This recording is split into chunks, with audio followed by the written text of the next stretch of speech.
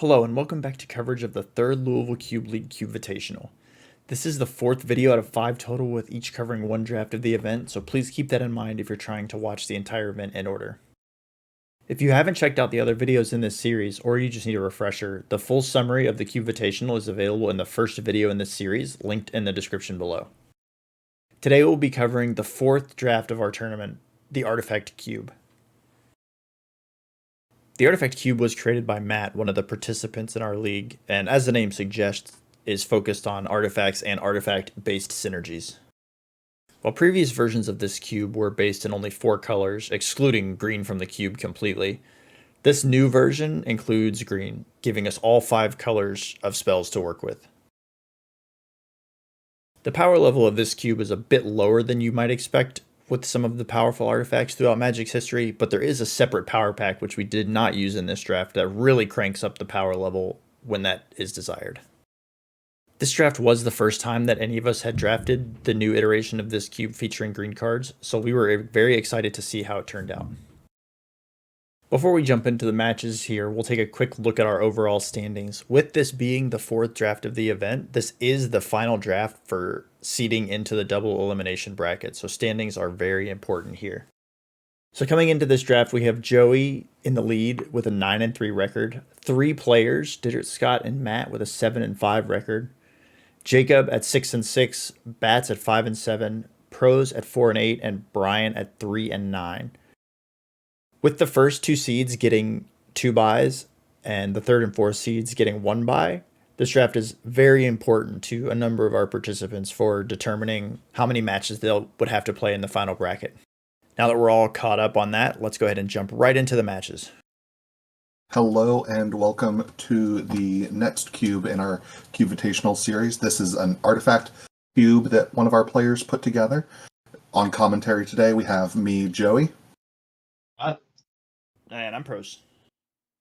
And getting underway, we have myself versus Dittert. I'm playing a very large artifact deck. I like to play, in this cube specifically, a lot of the more expensive spells, try to go over the top of people, trying to back that up with removal. So I will have less synergy than some of the other decks you'll see throughout this cube. Scott, can you speak to what we have on Dittert's side? Dittert's playing sort of a black, green, white, sort of food-based value kind of mid-range strategy. He's got some blink effects. He's got Panharmonicon to double up on his enter the battlefield triggers, just things of that nature. Mm-hmm. You can see turn 1 there, Dittert's discard spell takes my Ingenious Smith, just a value card that eventually becomes a big beater. Like I said, just trying to outvalue opponents in this cube. It can be difficult. There's a lot of ways to get value. Scott mentioned food, and Dittert's definitely got a lot of ways to turn those incidental food into value. Speaking of food, there's a tough cookie. Yes. Also, we're going to have a lot of readers in this cube, as a lot of us are unfamiliar. I believe this was the first or second time we had done this cube since a very large update. So. Yeah, this was the first time we drafted the cube with green cards in it, so before it was just a 4-color cube. And that, on top of a lot of newer cards, makes for a lot of reading. Mm-hmm. Yeah, Matt, the player that put this together, really read as deep as he possibly could, featuring cards from just about every set you could imagine. And especially when some of our other cubes are more traditional, having a chance to play with some of these weirder cards is nice. You can see my hesitancy there in using a removal spell on the tough cookie. Like, I don't want to just take sits next turn if he just goes land, animate the food, but at the same time, like, hard to evaluate how good that grizzly bear is overall. Savvy Hunter, the follow-up here. Just another food generator. Although this one does give you a bit of a payoff and lets you sacrifice 2 foods to draw a card, so bit of a value engine here. Exactly, so I need to get some kind of value engine of my own going before my 1-for-1 removal just runs out.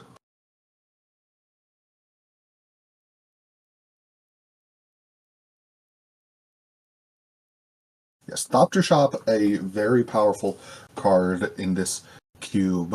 Like I said, games can get really grindy, and just being able to constantly make Thopters, throw them away. There is a sacrifice sub-theme to the deck that, while I don't have many cards for, it does enable Thopter Shop if you're able to pick a couple of those up as well. So, but I gotta take my early beats. So no fourth land yet. Wonder if we're missing or just... Looks like there's another land in his hand, but maybe we're going to draw a card first.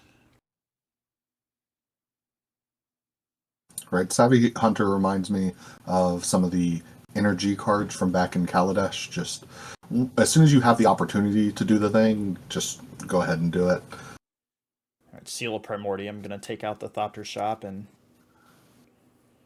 Triarch Praetorian going to come in. Another value creature. This one, though, only gets value after I kill it, so probably going to be looking to take 2 damage from that for some time before dealing with it.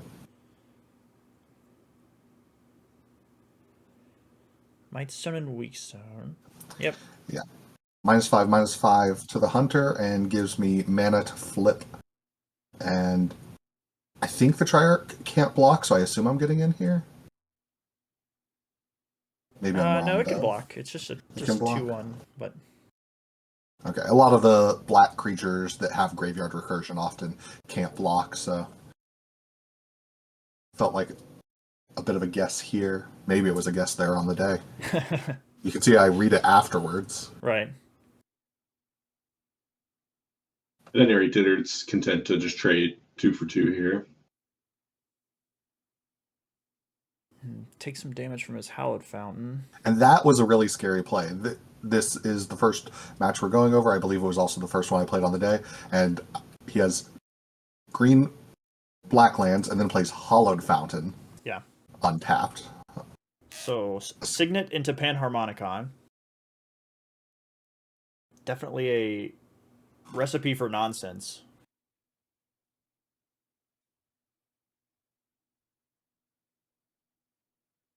Chromos Siege Shark.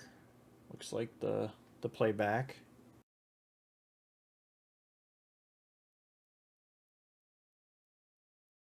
And still have a fair amount of mana because of Mightstone and Weakstone, but nothing else to do with it here, it seems.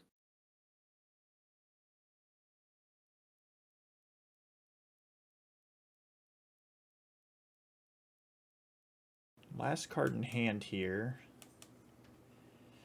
Candy Grapple. Gonna sacrifice the Praetorian to take out the Shark to bargain it. And that's brutal, because even though that was the last card in hand, this coming back, yeah, especially with the Panharmonicon, means -4 life plus 4 cards. A real good sequence here from Dittert. Yeah, although going down to 9, only a 2/2, but... For sure, but my slight advantage of cards definitely would have run away if we had gone into this turn with just an in-play Triarch. Oh, but here comes Brea, so now much more than just the 2/2 on the other side of the board. And again, Mightstone can activate Brea, so even if it gets dealt with, can still sacrifice some Thopters to do one of its abilities if needed.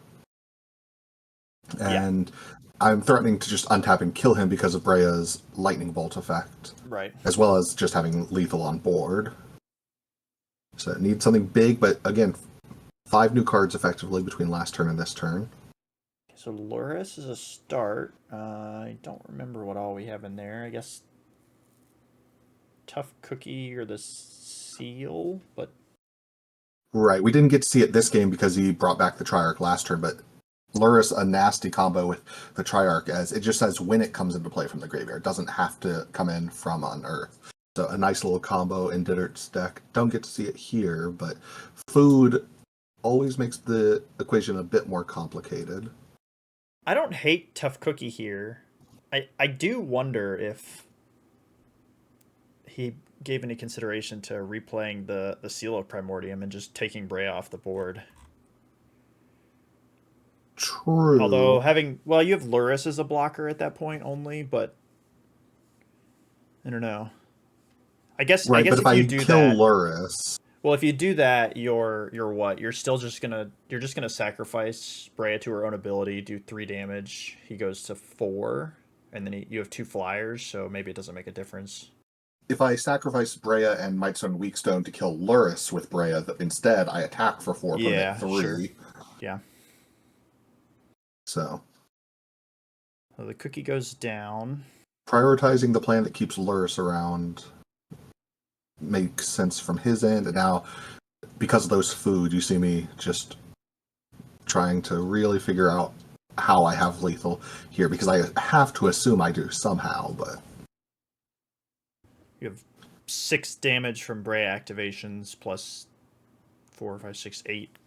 right, so I could just attack with the flyers, but then he can gain up to 10, so not quite enough doing that. So I have to let him block with Luris, and at least this gets Luris gone for if I have to give him another turn. Yeah. I always forget that Brea doesn't fly. I don't know why I assume that she does, but yeah. So gain some life, lifelink, combat Yeah, damage. one damage total gets through. So not able to put together lethal that turn. Still wondering if maybe I could have, if I had actually used Brea to kill Luris and then post combat used it to deal 3. Now that I'm looking at it afterwards, I think I could have done that. No, it still wouldn't have been enough through the game 3 of the through the foods. Yeah. Because I think I had 7. If I sacked a Thopter, had Incubator, Token, Thopter, and Brea, that's 7, plus Throw is 3. Maybe I could have had lethal there, but it doesn't matter. With Luris gone, Dittert didn't have enough to rebuild, and we get on to game 2, maybe a little bit slower than we needed to. Hoping for more of a showing from Panharmonicon there, but sometimes the cards just aren't there.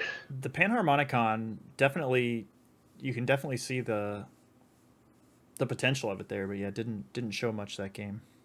Right, I mean, it gave Dittert a chance to get back into that game, letting him draw the extra cards and make the extra food, but against Brea is just a very powerful card here. Hard to think of a overall better card, I think, in this cube. Although obviously the casting cost very restrictive, but if you're prepared to deal with it. I think that's Ralgren Triome in play for Dittert here, which again is that blue-white splash. We also saw Selesnya Signet last game, so I don't think we saw a white card yet, and on my side of the table, definitely something to be aware of maybe Dittert's deck just wasn't firing on all cylinders last game, even after he got his mana together. Yeah, I mean, it's not hard to imagine in a deck with Panharmonicon that, the blink effects or anything of that sort are around, which blue and white both kind of cover, but yeah, no spells of those colors at all yet. That's fair. That would probably be a fair assumption on the other side of the table.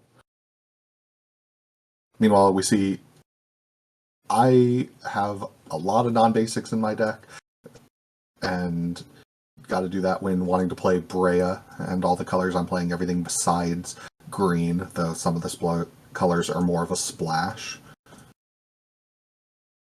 Nice turn 3s for both players here. Dittert definitely has some rampy aspects to his deck, so mana rock on 3s where he wants to be, and Joey's starting the value train early with Iconoclast into a 1-drop spell. Right. Unfortunate that his answer is a black creature, so not a thing that capsule is good against. Normally, getting to cast 2 spells on turn 3 would feel pretty good, but capsule, not able to do anything yet. Black creature that you can't kill with the capsule and also takes out your Iconoclast. And milled me for 3. I think we missed that at first, but The card does have flash, but I imagine not a lot of interest in letting you untap with Iconoclast in play, so.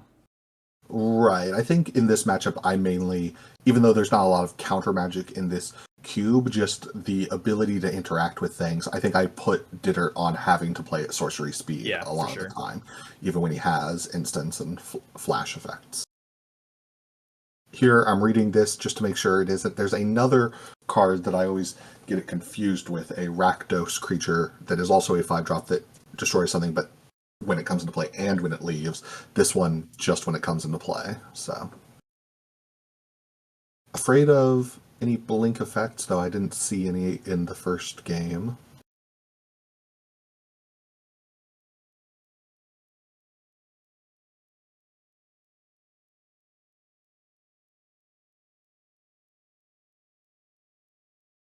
Blood Tide to Heart.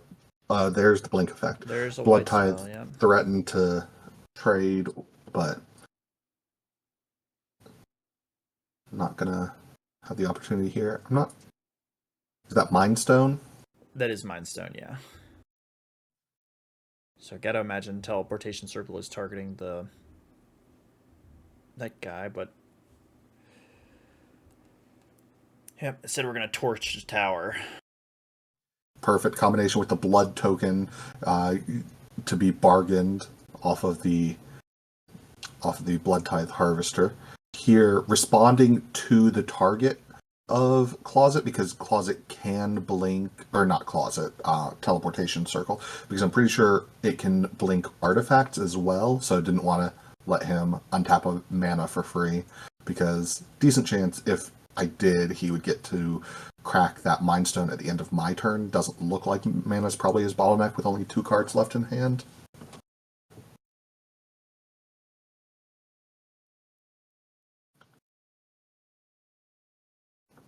You know it's intense when you have to read your own cards. Again, some of them just get confusing. That is a big one though with Urza. And I actually know exactly what I was reading there. I was confirming on Urza that he has affinity for artifact creatures. Yeah. Which is definitely a thing I misread the first time I read him. I think the first time I ever played this cube, I did definitely accidentally cast him, assuming that was affinity for artifacts. But having the servo left over from the Iconoclast in the early turns meant that Urza was able to come down for just 5 mana, start making constructs, and I think Urza's one of the most powerful top ends in the cube. I don't think many people would argue against just the constructs being pumped out that consistently. That's only 1 artifact land in your lands, I believe, right? Which makes it a 4/4 currently. Correct.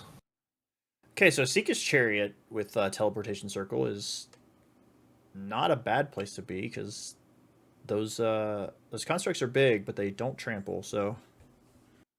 Yeah, 2 cats every turn versus 1 construct every turn. This is set up to be a very grindy game if neither of us can answer the thing generating all the value for the other player.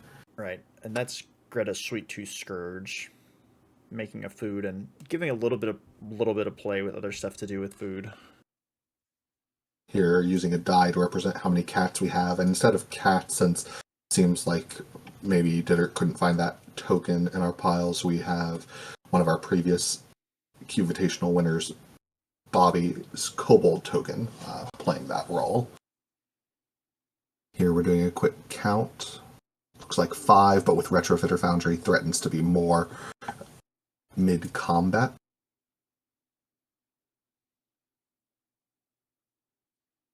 Yeah, I don't think there's any good blocks, besides just throwing away a bunch of cats. I was going to say, the only option here seems to be all of your cats, which...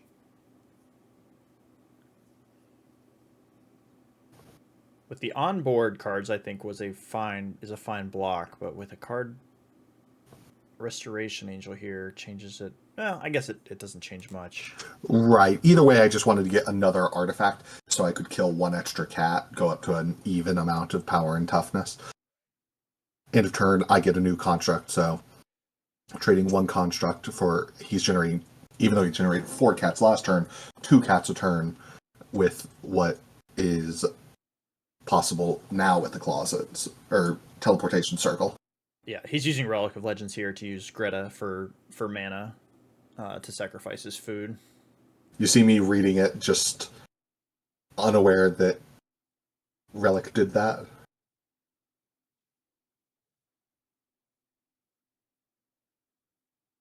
Yep, draw a card, lose a life. Digging for some sort of answer here.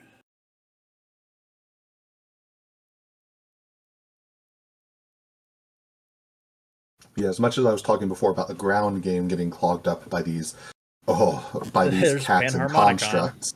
So now I'm definitely losing the race on these cats. But part of my play last turn that introduced that extra artifact was Restoration Angel. So have some Air Force, though our life totals are still very high. So, though between Executioner's Capsule and the Blood Token, maybe there was an attack here that could have... Oh, Capricious Hellraiser. Yeah, also creating a big problem. How did we end up with 5 cats? There was 1 left over last turn after the block, and then blinking it made 4 more. Okay. I forgot that there was 1 left over, so Capricious Hellraiser here is going to exile 3 cards at random, right? Yes. Yeah, and you get a non-creature, non-land that you can cast for free. Copy for free, excuse me. I don't remember exactly what I had. I'm pretty sure it was like a 50-50 chance, but there's no way I'm not taking that torch, so it didn't matter what the others revealed.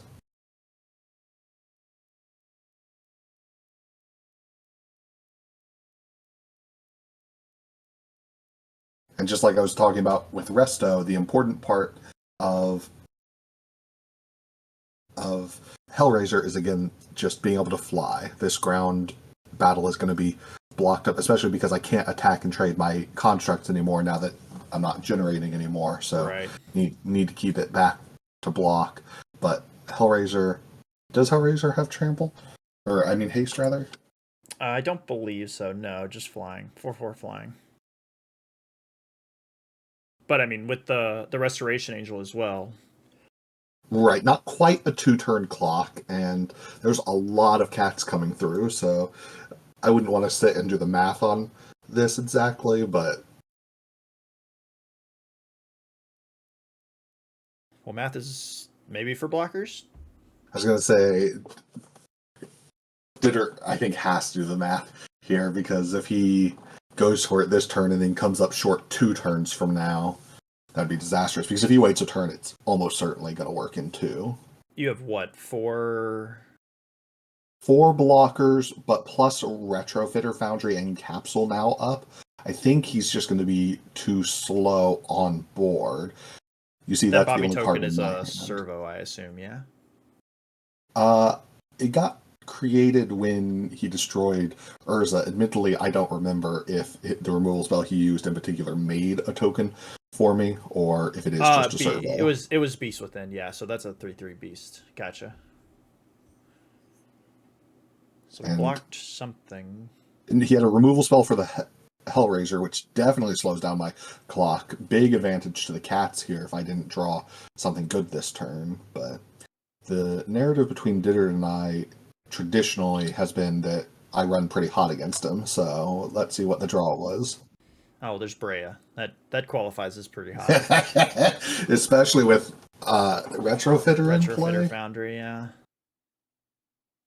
Retrofitter can turn one of those Thopters into a 4/4, so I have another thing that can profitably block a cat. So 2 things that can profitably block a cat. He picks up his next card and then scoops, knowing that can't quite get through that, especially because I think I actually have lethal next turn. Resto and 2 Thopters in the air, if I get to keep them, puts them at 8. So 3 activations is 6 mana, and I definitely had 6 mana. So managed to pick that one up off a pretty lucky top deck, though Dittert was drawing pretty well himself to answer Urza. throughout the rest of it, I managed to pick up a couple more wins, going 3-1 overall. I was pretty happy with my deck. The different pieces did mean I got run over once one of the other players did get their engine going, but for the most part, able to trade and have a lot of games just like that. Scott, how did Dittert end up doing throughout the rest of it? Yeah, he ended up with a gentleman's 2-2 finish. So both of us managing to pick up 2 matches outside of this one. Both decks looked pretty good, so it means there was at least some competition we found in the others. Let's check those out. All right, so we're here with Scott versus Matt in the Artifact Cube. So Scott, do you want to talk about your deck real quick? Yeah, I drafted green white hardened scales, so I have like the namesake card hardened scales and the ozolith and just a bunch of cards that add tokens to my creatures. Yeah, and Matt's going to be playing a white-black tokens sacrifice kind of combo deck over here. Lot of moving pieces and parts. Disciple of the Vault there to kick it off versus the Ozolith, so kind of namesake stuff right out the door. Yeah, and I have my ideal turn 1 play, and I feel Matt is pretty happy with his as well. Disciple being a pretty potent way to end the game pretty quickly once he gets his engines up and running. Yep. Conclave Mentor, pretty good follow-up too. Going to be putting counters on all other creatures. More counters on all other creatures, so kind of a hardened scales in its own. There's a few of that effect in this cube, so having played this deck once before, the counters can get really out of control really quickly.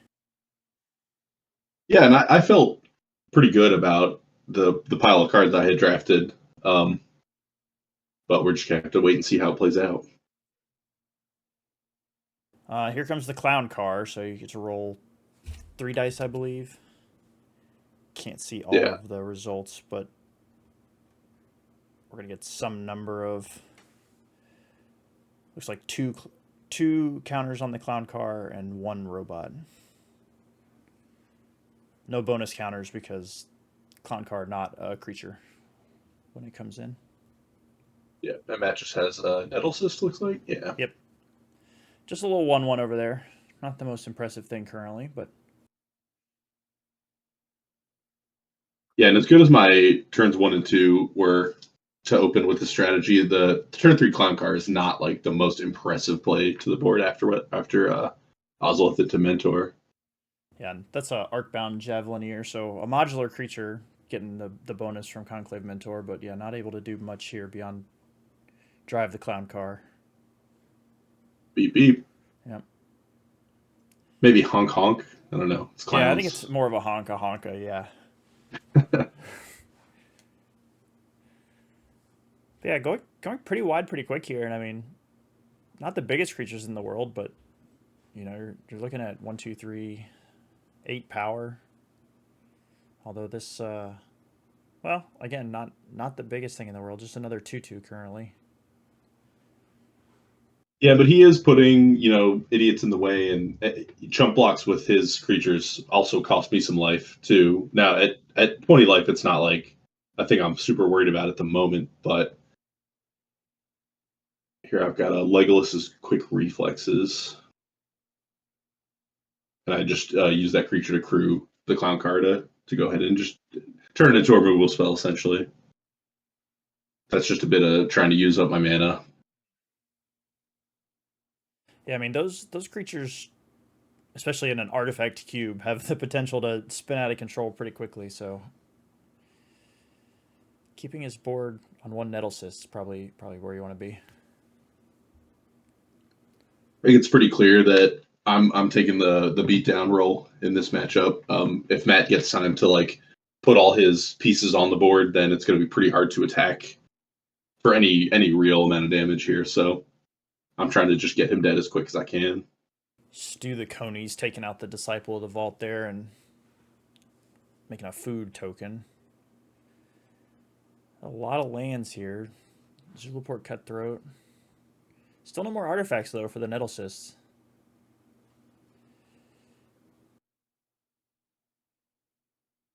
Yeah, I've stopped playing lands after my third one here, and Matt's playing a land every turn. So presumably my hand is just all spells, whereas his might be a little more, a little heavier on the mana. He also could be like sitting on some removal spells. I haven't really presented him with like great targets for those. Oblivion Ring, but Deadly Dispute.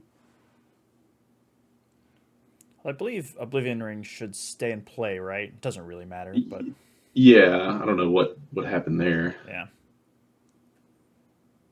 Don't foresee it being super relevant, but so the Mentor goes down. Do gain 2 life off of that. And then a decent block for this Nettle Cyst.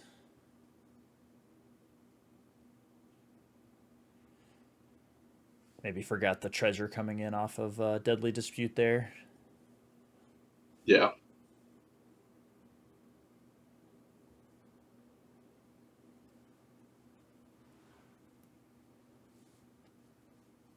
The Raven Inspector. Nettle Cyst is finally turned into a creature capable of basically bricking. Not really bricking. It still trades with everything, but Pretty close to being able to just brick wall, though. yeah. Shambling Ghast. Not a terrible blocker. Yeah, just more like if I crash in here now, then he trades for one of my creatures. He gets another treasure, or worse, from the Shambling Gas dying. Like the board is just becoming so clogged so quickly.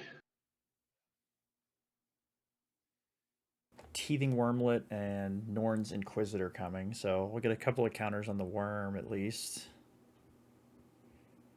Gain a life.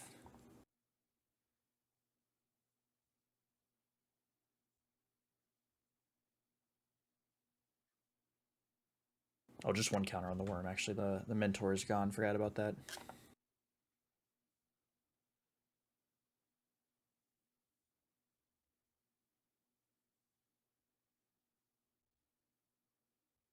I'm curious what the interaction between the Ozolith and Modular is, and I'm thinking it's actually not profitable for you because both of them say put the counters on something else. So I imagine that you don't get to double up on those, which is a little unfortunate.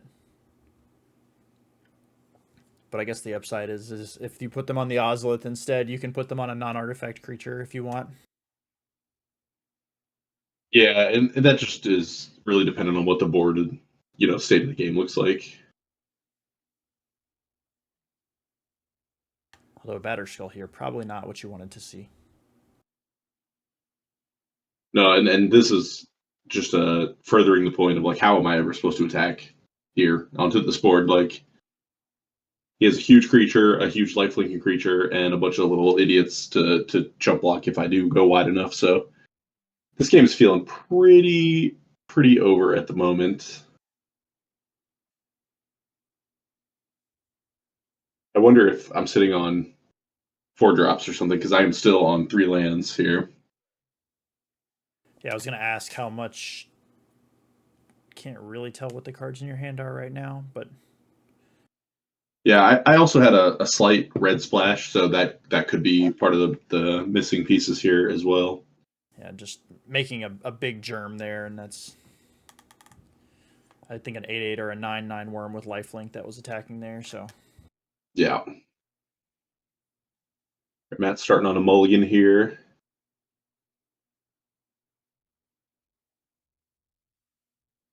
oh, you as well. Me Looks too. like yeah, the gentleman's mulligans.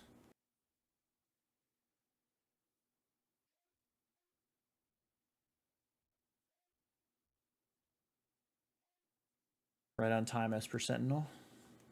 Classic. And there's that Stoneforge Mystic. Now, I did show, non-zero amount of removal, so the Batterskull may not just be game over at this point, but definitely not happy about the turn 2 of this game already going way away from me. So Oblivion Ring, trying to, only clocking for 1 here, so Yeah, I'm curious. Do you think maybe it's more worth it to wait for the equipment to come in for Oblivion Ring? Although I guess there's other equipment, so multiple uses of Stoneforge is probably not great for you. Yeah, and I also think it was curve considerations. I am also missing green mana here, so I maybe I'm just trying to like make the plays I can make. Yep, totally fair. 4 mana this time, but all planes. Yeah, and if I recall correctly, my deck was like much heavier green than white, so Zulaport Cutthroat and Rosy Cotton coming in.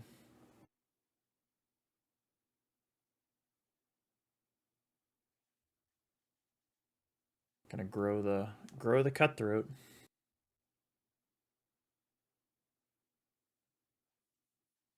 That feels like something has to happen this turn. Well, okay.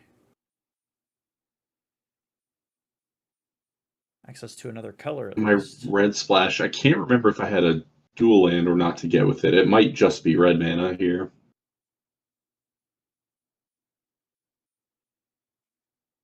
Illustrious Wanderglyph is gonna gum up the board pretty quick here. All right, so I do have a dual land here.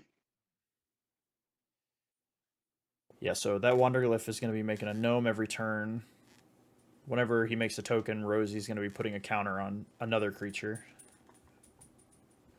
And I believe this is 1, 2, 3, 4, 5, 6, 7, 8, 9, 10. Yeah, this should be City's Blessing. Yeah, I wonder if that's what he was like fumbling for, looking for a city's blessing card. But either way, I'm not sure that that's going to matter too much longer. Smash Smithereens there. Blood Tithe Harvester looks like. No, Yoshin Dissident. Yeah, still feeling pretty outclassed here. Matt's pretty much got his engine going. He's only gonna make things worse here with the batter skull. These pieces definitely go together well, but those couple turns of stumbling seem to put you a bit behind the curve here. Yeah, and I clearly kept a all planes hand, hoping to hit earlier than I did. But even if I hit right on time, I'm feeling pretty outclassed with like the way Matt's cards are lining up against mine. But you got to fight on.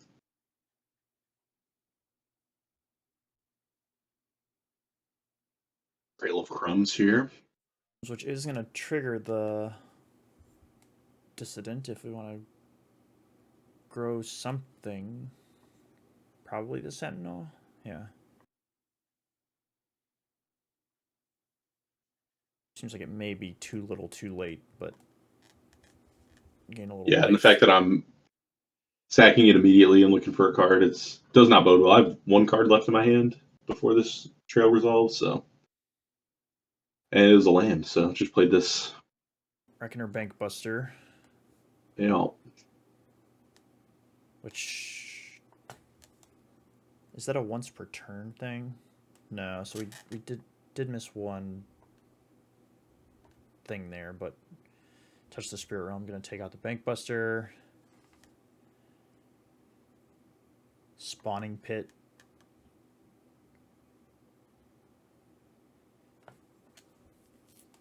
Feels like there should be a couple more gnomes around here somewhere, but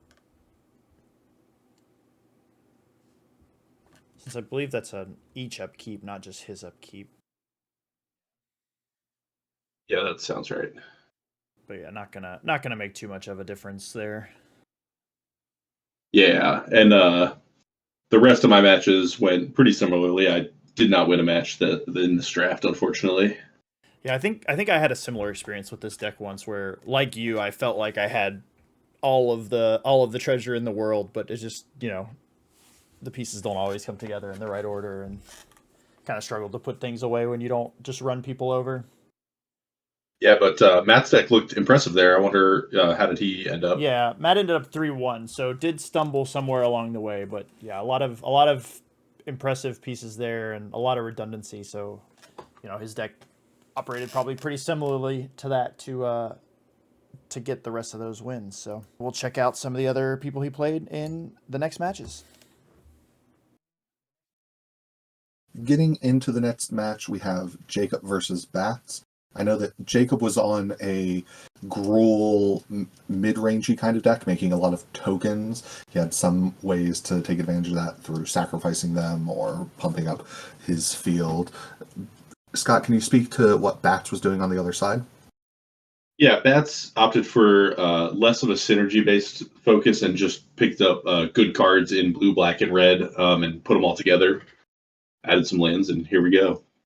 So maybe a little bit similar to what we saw from my deck, though, playing one less color to maybe be more streamlined on his mana, not having to have spent as many picks on lands. It looks like he opened on Swamp Mountain Izzet Signet, so looks like the mana is already well set up. Yeah, perfect mana off of just a couple of basics. And from Jacob, we're seeing Candy Trail, so both players doing a little bit of setup. I have to imagine that favors Bats, though I don't know the exact composition of his deck, but getting to the Haymaker side of things usually doesn't favor the token decks. Though thinking for quite some time on this Candy Trail. Jacob being one of our more deliberate players.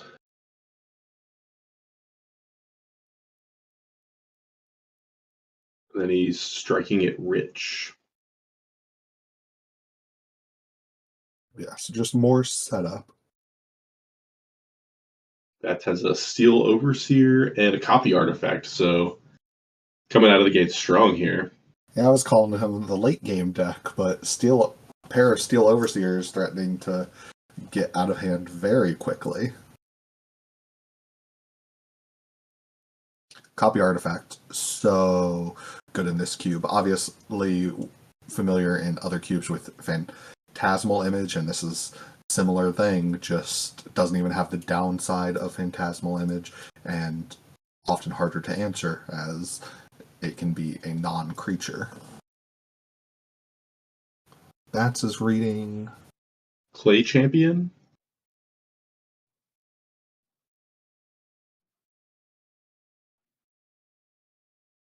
not familiar with Clay Champion, one of the newer cards. So comes into play with counters based on the green that was spent to cast it. And does other stuff based on white for your other creatures, but since he didn't have any other creatures, we're just looking at the green mana spent, which was quite a lot. So if Bats manages to go wide, these Steel Overseers will run away with it, but Clay Champion looks to be an 8/8 on this board. I think that 6 counters on it already. Yeah, it's for each double green, so it only got two applications, but 6 counters and 8/8 for 4 mana is On turn 3. pretty good going value. Yeah. Yeah, both players ramped into an impressive start. Bats didn't add another creature to his board, so I assume he's just taking 8 and then setting about activating these Steel Overseers. But can't do that too many times. Yeah, his follow-up was just a Collector's Vault into Activate and then a Mishra's Bauble, so just some more like little setup. Just taking 8 on the chin there. But we're getting these Overseers going. A swamp in Jacob's deck. I don't know what that represents. I was pretty sure I didn't see very many black cards, but here Well, it probably one represents this this gingerbread hunter. I can't remember what the other half of that card is called. Puny Snack. So -2/-2 to one of the overseers there. Interesting. For the viewers that he killed the Copy Artifact version, but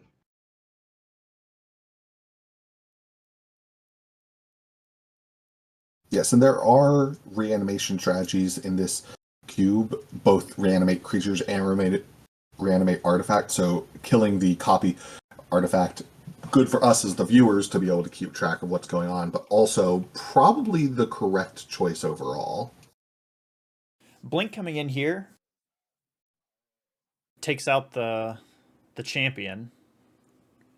And I believe 2 turns from now is going to get to take something else out.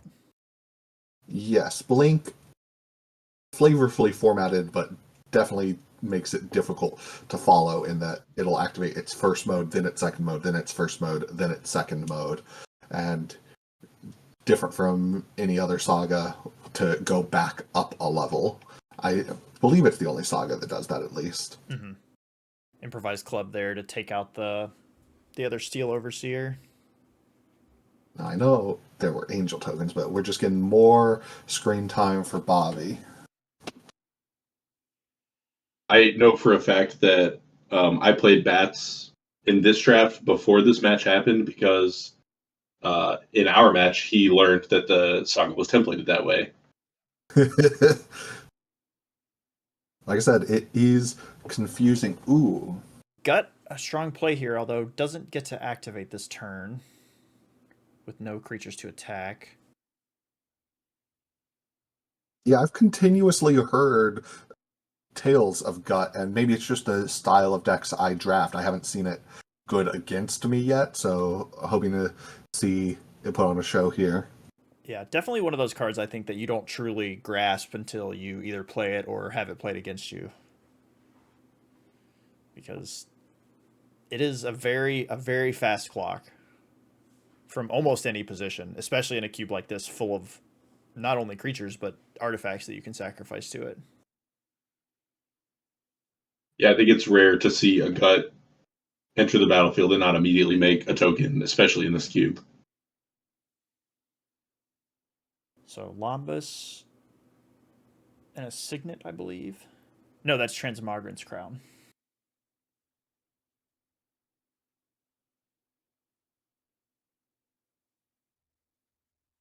Here, no, getting a clue. But what happened to our angel? Uh, Was Bobby representing a clue instead? We still should have an angel since that blink has been on chapter 2. Maybe I just missed what happened to the angel. not sure what happened to it. Oh, maybe just moved to the side a little bit off camera since it looks like it's getting into attack now. Although surprising that this isn't a gut token, unless he turned the angel into a skeleton. Oh, yeah, I think he's actually taking 8 here. I think he probably sacrificed a token we had just off camera to gut. So, not sure what happened to the angel unless the angel was what got sacrificed. But seemed oddly early since he got rid of it just at the same time as he was getting his clue for resolving chapter 3.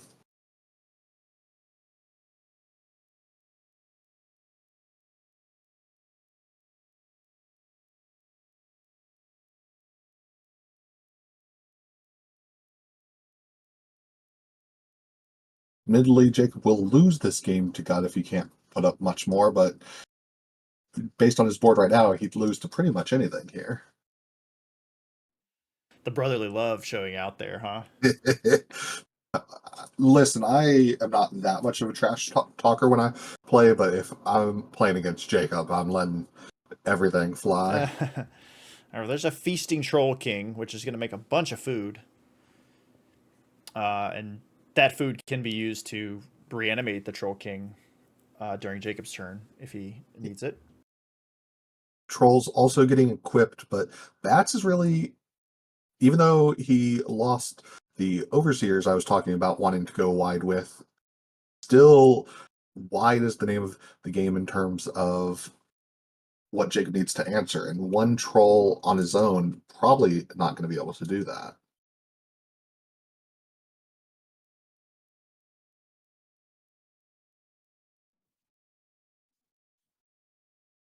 Yeah, so I'm fairly certain that these tokens are, one of them is face up and one of them is on the side without the power and toughness showing. The new one To is represent representing that an one angel. is the Yeah, angel. because the angels have vigilance, so they would not have tapped to attack last turn. So That's a very good point. have to wonder if we're gonna activate gut again here. Seems worth it. Yeah, okay. Although I'm not sure what we're sacrificing. I believe there's treasure tokens just off screen. Oh yeah, okay. I see the die now. Regrowing the Mishra's Bauble with Silas. Jacob not showing the camera.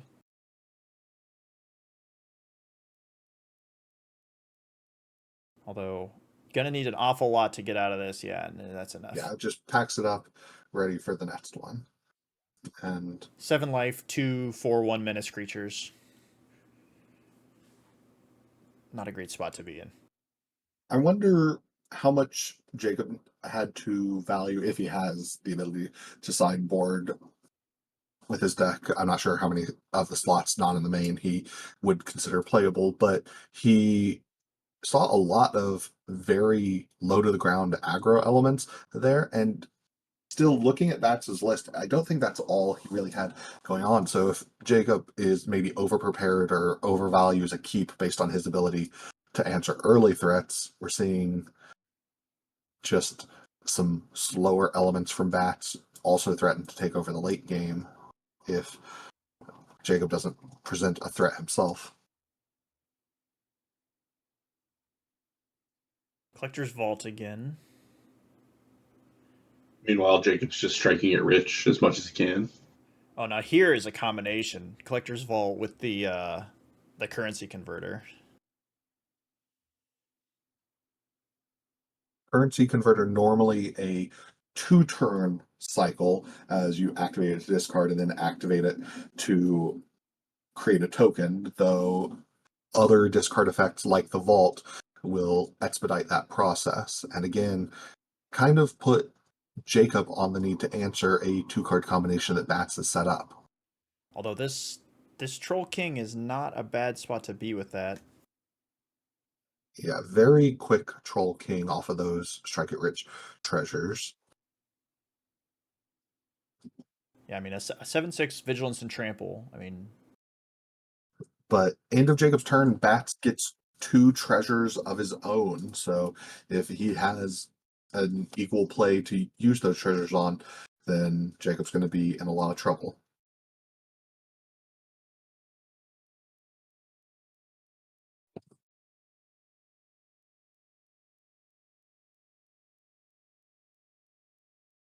Even without the treasures, we're again seeing perfect mana from Bats.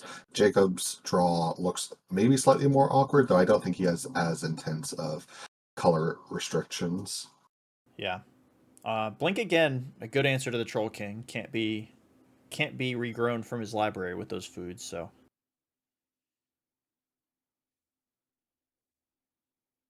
Here's the Hunter again. Yeah, not able to get the value off of the adventure here, so Jacob losing some value, while I believe that's an angel token. Okay. I wasn't sure if we were needing rogues off of the currency converter, but just the angel for now. A lot of mana Big play here. Oh, the Cyber Controller. Yep.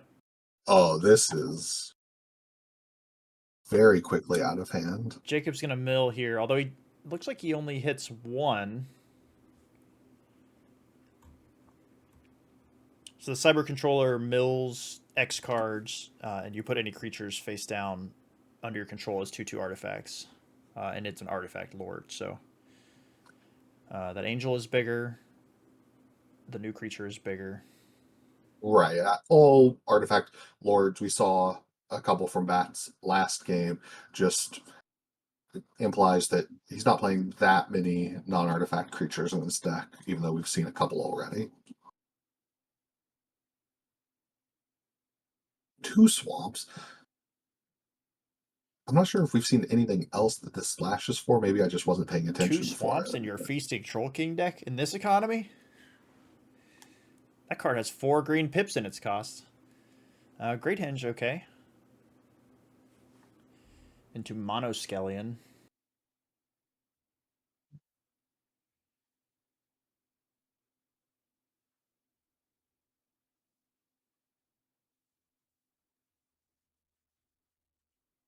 That's just going so wide that even if Jacob gums up the board, Bats has the value engine of Vault, and like it hasn't even needed to fall back on using the Vault the last couple of turns. That's how much he's had the momentum. I mean, the good news for Jacob here is that, he's at 22 life, so it seems pretty likely he gets to untap another turn. And with the Great Hinge in play, those turns can certainly get pretty out of hand pretty quickly. True. I assume we'll see him sacrifice a clue, maybe a food, but probably a clue on Bats end of turn. I mean, with access to 7 mana currently, 8 mana. Sorry, excuse me. But he could also just have no creatures and do nothing with his Great Hinge, so. Mishra's Bauble going under the converter.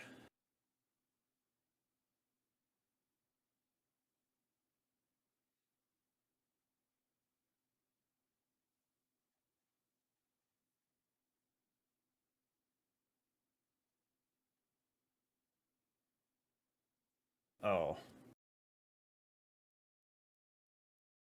The Skyship here, kind of a beating. Going to take out the Monoscallion. I wonder if we're going to see any activations. I don't think we can actually kill anything, though, so.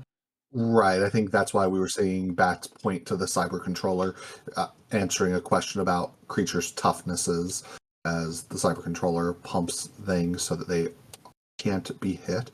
So it looks like this is an attack for 9. So there is lethal coming for Jacob next turn if he isn't able to put something in the way. But as you mentioned, Great Hinge gaining 2 life maybe is already going to be enough to survive that. He has a bunch of food to sacrifice, still one more clue, and looks like 4 cards in hand.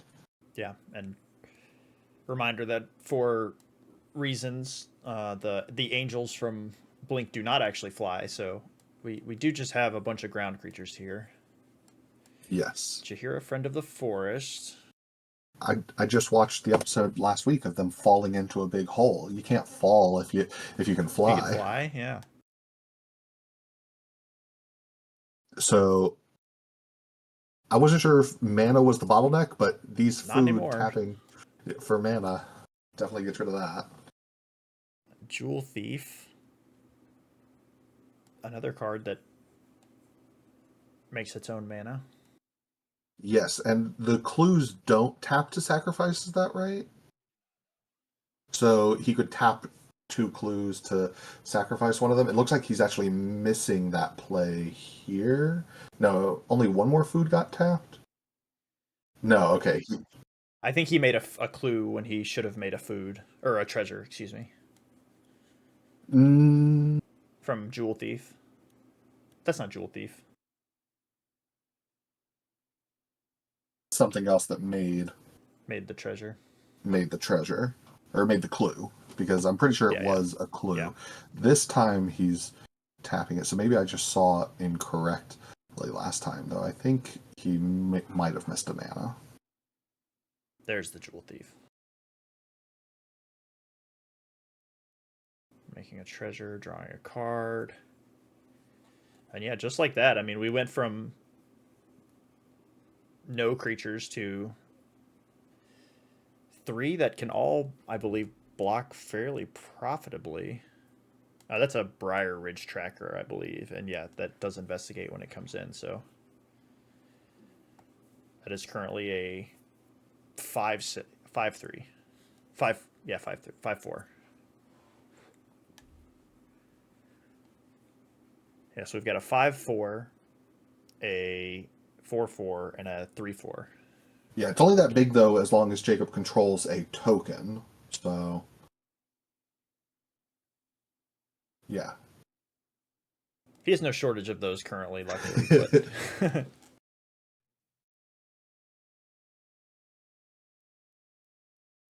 so we've successfully gummed up the board.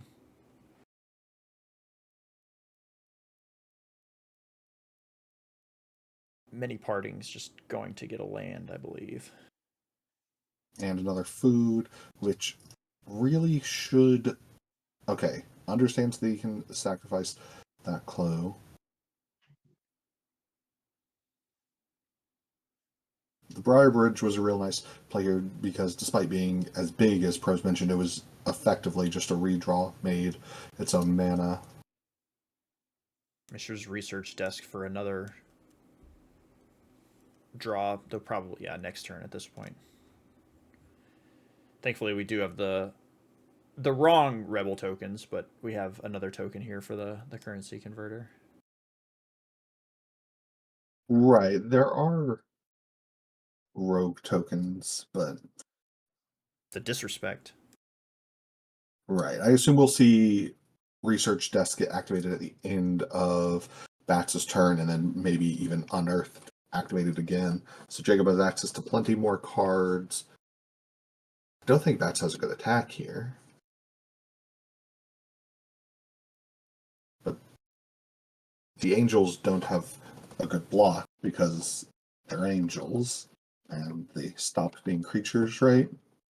If he casts a spell, they stop being creatures until end of turn, yes. Yeah, since there's multiple angel cards, I always get them a little bit confused. But yeah, like you said, I mean, they're just 3/3s with vigilance and first strike. Can't really attack into 3 creatures that just take them out. So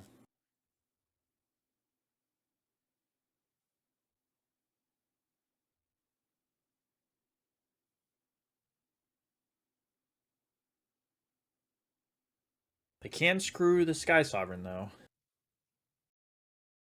Which Jacob, I believe, does not have any blockers for.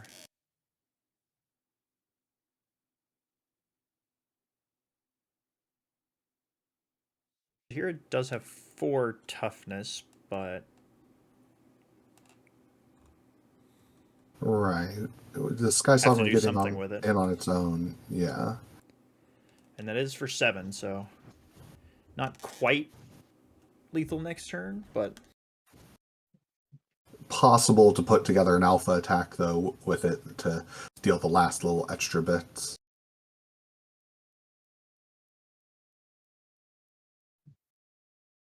Bat's really thinking about this cast.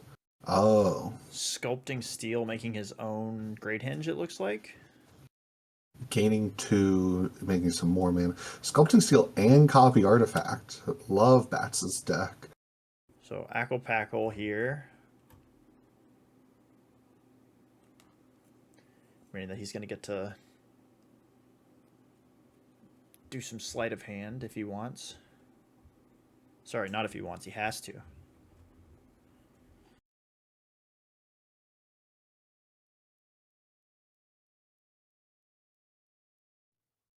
No, not...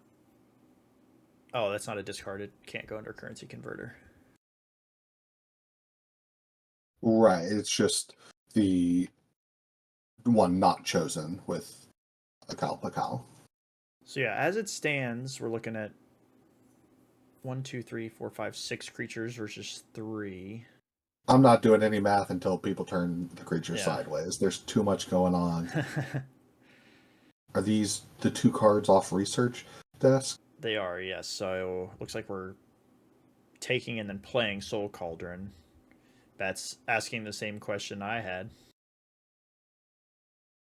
Sculpting Steel made a rough decision on this board. This one seems also pretty tough, as so many options.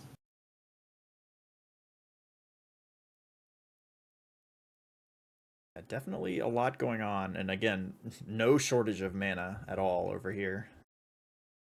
Right, on either side of the table, copying the Great Henge means Bats is also probably pretty free. Not as much mana as Jacob has, but probably somewhere close to it. So there's a generous Ent, which does have reach, thankfully, although not big enough to trade with the Sky Sovereign. Actually can block profitably. With the counter from the Great Henge, has 8 toughness. But the Sky Sovereign can deal the 3 damage. Oh yeah, the Sky Sovereign can shoot it. Yeah, true. But the int with the counter can kill the Sky Sovereign, I believe. Yeah, they right? would trade at that point, yeah. I forget that Sky Sovereign only has 5 toughness.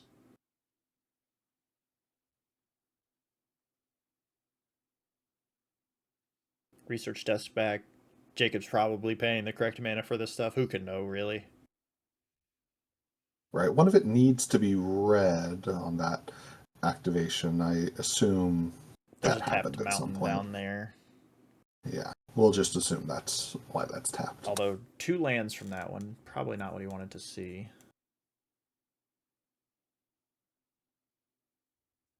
This is such a wild considered attack. I cannot. There's no way. I have to imagine he's visualizing blocks here, right? Yeah. I Trying to mean, figure out if he can live. yeah. His opponent has a Well, 2/6 in play. with the int. No, I'm saying he has to be imagining blocks from the other side, right? Although that tracker does have vigilance, I believe. Yeah. So right. It's just tracker so is hard to big. imagine there's a profitable attack, but Oh, these things both have vigilance. Never mind. it's bats took damage. Is Akal? Okay, maybe I'm wrong about how big everything is. Ackle is a 2/6. Yeah, not sure why he didn't want to block there.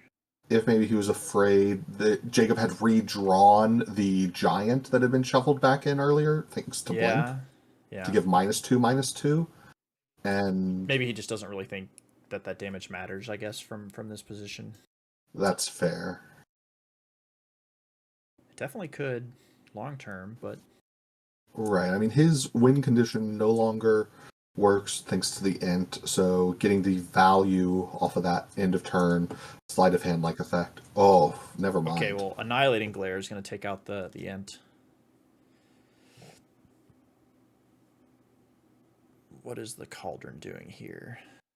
Interesting timing. Oh, okay. So he's putting the Monoskellion under the Cauldron so he can use the counters to shoot, presumably just bats, although his 4 more mana. Well, also, one of his creatures should have an extra +1/+1 counter on it, because I assumed he didn't put the counter on the int that was dying. From Soul Cauldron's activation, should have another +1/+1 counter, but Oh yeah, unless he spent both of them. yeah, maybe he just put it on the int and went ahead and spent it. Don't think that's optimal, but seems possible that was the case. Board's too complicated. And everyone just keeps gaining life. Bat's gaining some life here. Not entirely sure what creature that is.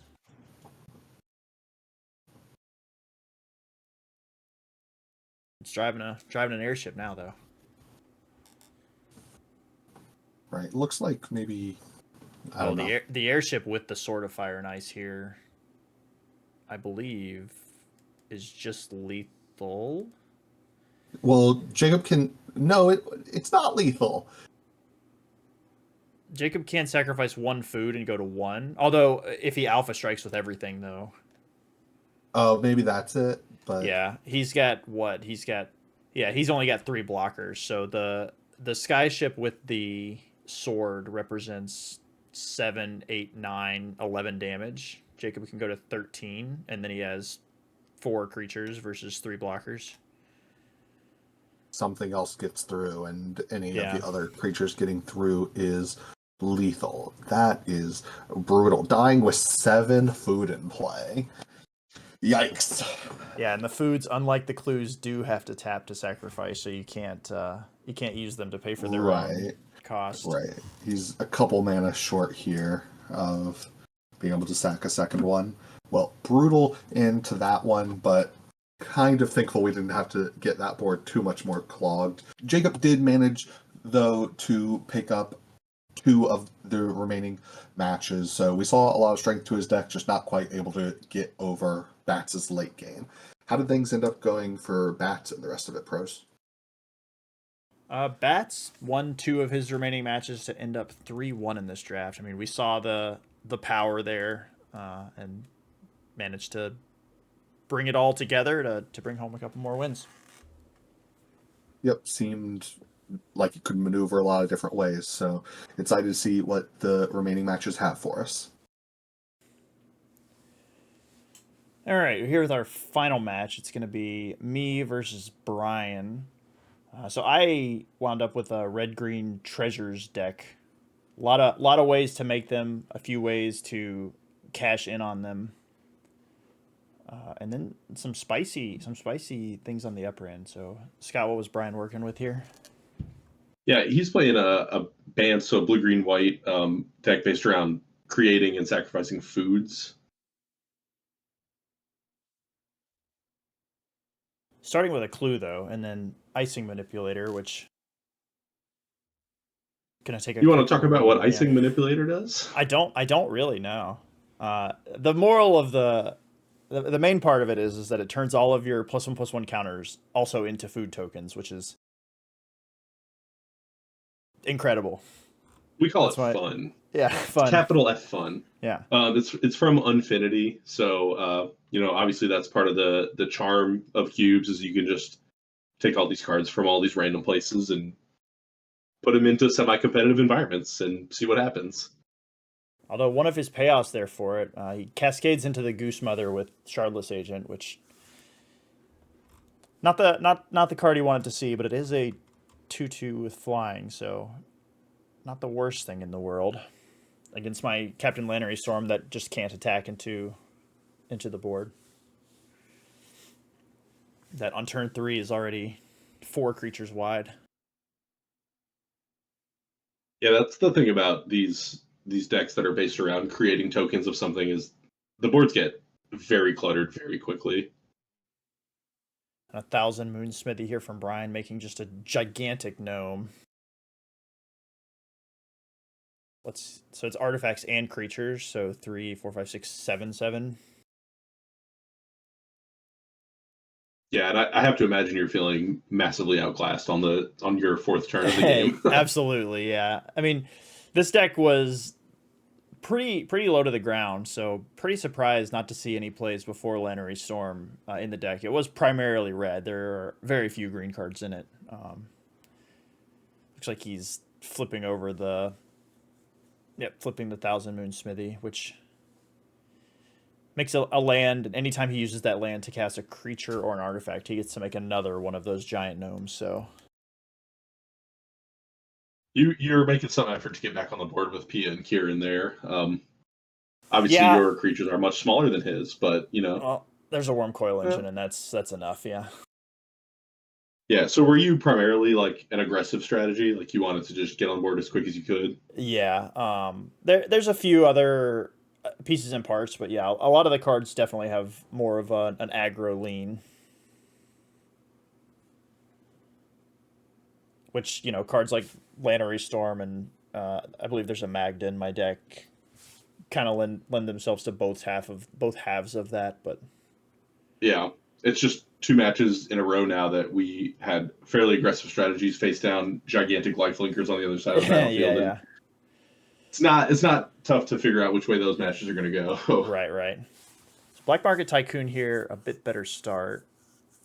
Kind of a pseudo ramp card here. Hedron Detonator, which is going to get countered because that definitely could have caused some issues. Every time an artifact comes in, it deals 1 damage to an opponent. So with the treasure generation, that can spin out of control pretty quick. Little synergy for sure. So the Warden of the Inner Sky for Bryan, and then Malcator is the follow-up. Looks like he's going to put a counter on his Warden here.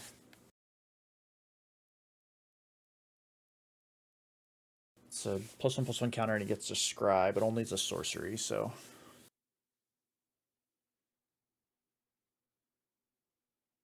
like I'm going to make a treasure with the Tycoon, which is going to zap me for 2 on my turn, but presumably it's ramping me into something here.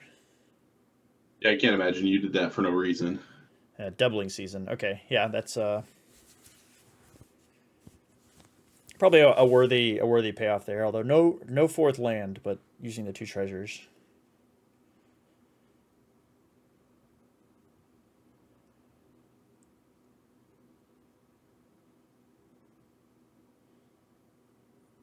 Yeah, I hate to Oh, see Bryan, that. the banished from existence. Yeah, you do hate to see it. The fun police over here. And just on board, you were going to get immediately back up to the 5 mana that you just spent. So that would have been exciting to watch. But Bryan crashing in here with everybody. all right, we had our 4th land. So we do still have 5 mana spells available, but it's like it's just the Nuka-Cola vending machine here, which is a card Bryan probably would have loved to have seen in his food deck as well, but creates food tokens which turn into treasure tokens, and just whole barrel loads of fun. Tycoon staying home this time though, which I imagine means we might see another level up of the Warden here, but Cadmium Manufacturer is absolutely horrifying to see in this cube. Even outside of a deck like Bryan's, just the number of cards that create those tokens is huge. Yeah, and from a spectator position, it's nightmare to see on board on the match you're about to watch because there's just going to be so many game pieces on the battlefield so quickly. Right. So the Warden getting to attack this turn. Looks like just making a food.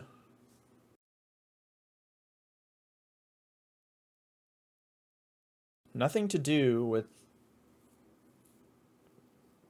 presumably up to 5 mana. No 5th land. Imagine you have an instant to play, but maybe that's just wishful thinking. Yep.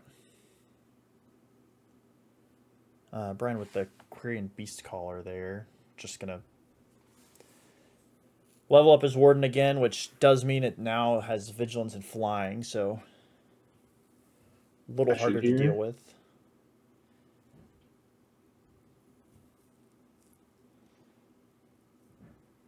Not really interested in going to 2, it seems.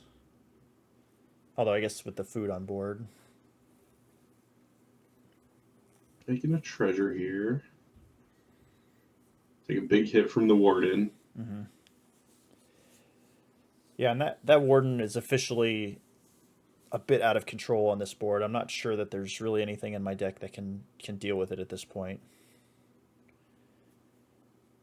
Casting a fire, getting a little bit of value here. Yep, after that block, not bad. 1 damage to the Golem and 1 to the Malcator. Gonna help a little bit. And we're making a food and go ahead and sack a food. Yeah. Which gets a treasure. Yep. I wish I had that at Academy Manufacturer.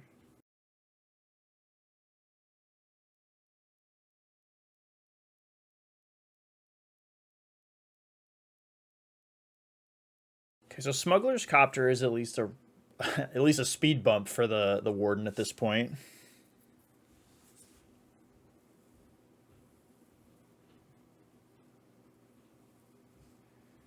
But no other creatures to crew it.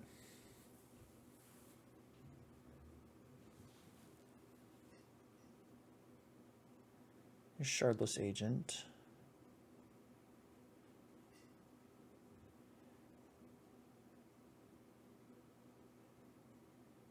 I believe that's a prismatic ending rather, which can take out one of the tokens, I suppose. Yeah.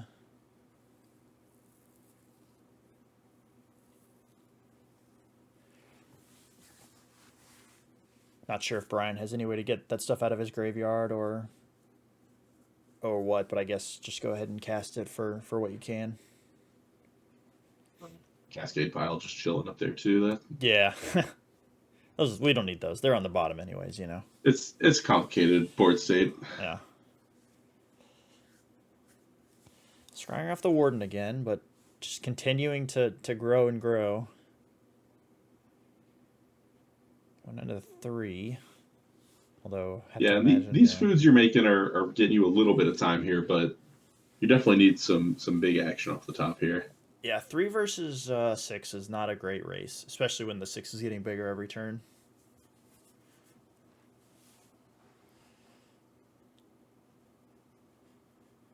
Yeah, there's Circuit Mender.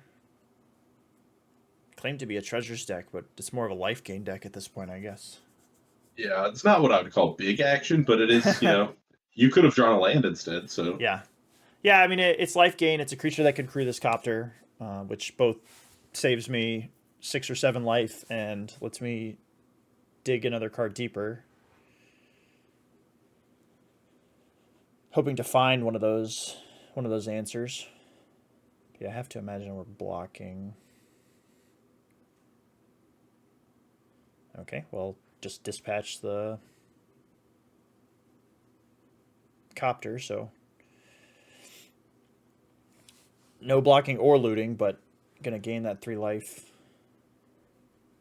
So at this point, even with a food and life gain, we're dead to the Warden. So Magda and a pass.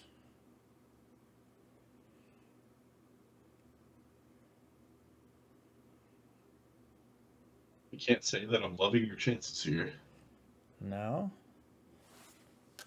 Or I'm sorry, that Warden is a 1/2, not a 2/2. So we can go to 1 here, which looks like it's what's going to happen.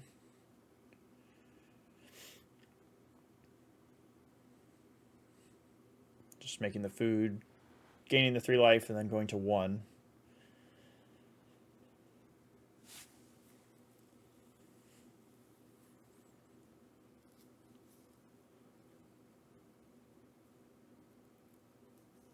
I thought we needed big action earlier. Now, yeah, well, every turn that passes, the need only increases. It needs to be bigger and bigger. Yeah, I'm tapping a lot of mana here. Okay, Cityscape Leveler is some big action, I suppose. That will take down the Warden. Absolutely, yeah. Yeah. That solves the most immediate problem anyway. Yeah.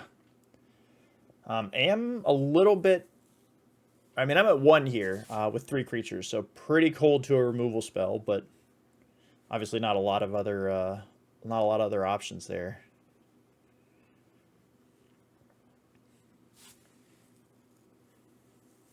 Dead to unknown card or dead versus card on board is a pretty easy choice.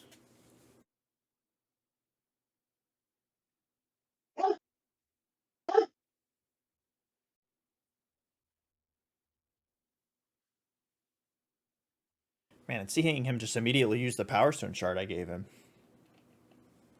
How lucky for him. Well, you gave it to him. You might as well use it. Yeah. So there's the Smithy back. The Gnome is 6/6? 7/7. I believe it counts the artifact land, actually.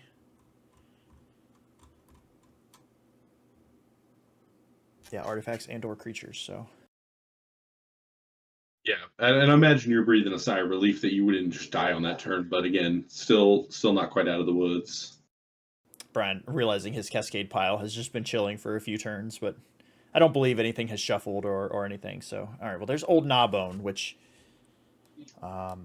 definitely helps. Whenever a creature deals combat damage to a player, I get that many treasure tokens, so this 8/8 trampling leveler, an attractive attack for sure. I just traded off his gnome there. Yeah. Or just chump blocked? No, the gnome was destroyed when the leveler attacked. Oh, right. That thing does more than just enter the battlefield abilities. Wow. Yep, enters the or if you cast it when it enters the battlefield, or if it attacks, right? Yeah, whenever you cast the spell and whenever it attacks, it's ripped to one target non-land permanent. Yeah. So yeah, no blocks, which means we're getting the full 8 treasures there from it, which looks like we're activating Magda here for Corvald, which is... Whoa. That is not something you see every day. We do have another Magda target in play already, though, with the old Gnawbone, just the double dragon deck over here. So, still at 1 life, but pretty confident in the position from here, honestly, with enough treasures to gain 3 life if I need to. Yeah, On top of that, it making seems the like Corvold gigantic. Yeah. yeah, you turned the tide successfully there. Yep. The little bit of life gain from the foods definitely held us out there. You say a little bit, but you sacked like, I don't know, 5 foods or something. Well, yeah, but it was against a much larger creature, so it felt like a little bit.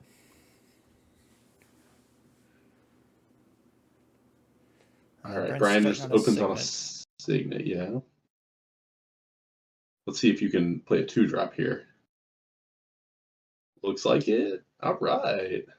Yep, so that's the Dragon Spark Reactor, kind of a artifact-based... oh my goodness, I've completely forgotten the name of the card now. Whenever you play an artifact Shrine of the spell, Burning Rage. yeah, Shrine of the Burning Rage, that's the one. So yeah, whenever you play an artifact, or whenever an artifact enters the battlefield, it gets a counter. So not quite as good, doesn't tick up on its own, but does deal damage to a player and a creature.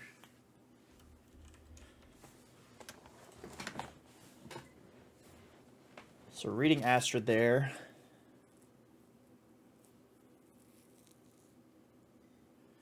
So there's a Fable, but Dovin says no, so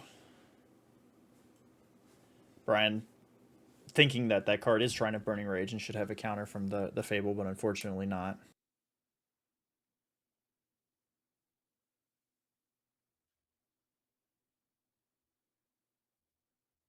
Fable would have been way better this game already. Oh, yes. Astrid making a food. It looks like he's exploring, yeah. Just wait Looks to like see a how... Shardless Agent, maybe? Yep, Shardless Agent on top. Leaving it there, looks like. Can't blame him for that. And then a Lion Sash, so... Already feeling pretty outclassed on the board, with presumably not a lot of follow-up here. Yeah, I mean, it looks like Bryan is going to win the mid game here, but your deck has shown the ability to go very, very tall. Mm-hmm. You just have to make it to that point.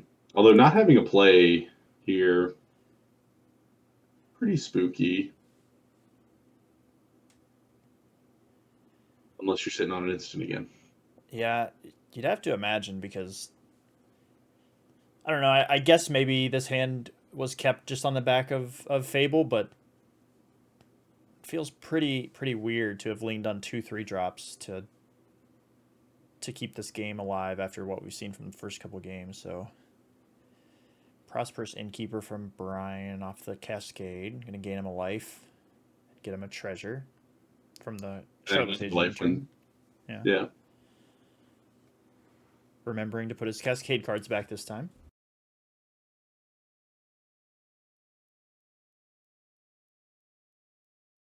Looks like Bryan's down to just 1 card in hand. Obviously ahead on board here, but... Okay, so there is Welding Sparks, which is going to deal 5 damage to something. Sorry, 4 damage to something. Okay. I assume it has to be Astrid, but yeah. Yeah, it's probably that or the Lion Sash, and it's just a question of which one of those two is more dangerous at the moment. Yeah. Interested that he didn't crack his food to explore there, but I don't know if he's got another play here. It appears he does. Ah, yes, there's Bernard Ginger Sculptor, which is going to make it pretty difficult for me to ever work through his board, as anytime another non-token creature he controls dies, he just gets a copy of it that's a token and is also a food. And Bernard is giving all, yeah, so we're just done here. But Bernard is going to give all those creatures +2/+2, so. Yeah, kind of a suspect hand there, it seemed, for me, but not really sure what was going on there. I think if Fable sticks, you're just much happier, though. For sure, it's pretty yeah. hard to mulligan a hand that can cast a Fable in, Right.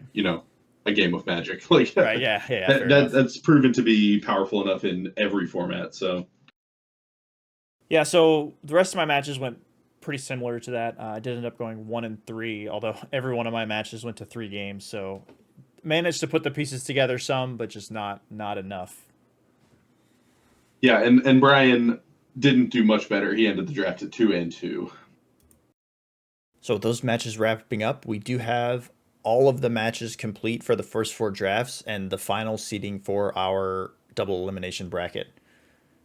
Joey coming in with a 3-1 in the Artifact Cube to finish strong at 12-4. Matt at 10-6. Those two will be receiving 2 buys in the bracket. Dittert at 9-7 and Bats at 8-8, squeaking out over Jacob with 0.3% game win percentage better. Will be receiving 1 buy in the bracket. Jacob at 8-8, Scott at 7-9, and Prose and Bryan at 5-11 will fill out the bracket. Here's a quick preview of the bracket that we'll be playing through in the next video in this series. Reminder that this is played with a traditional vintage cube double elimination draft with best of 5 matches instead of best of 3. Keep an eye out for that video coming soon, but in the meantime, just a reminder that you can find all of our links as well as cube descriptions or other information mentioned throughout the video in the description below, and we hope to see you next time.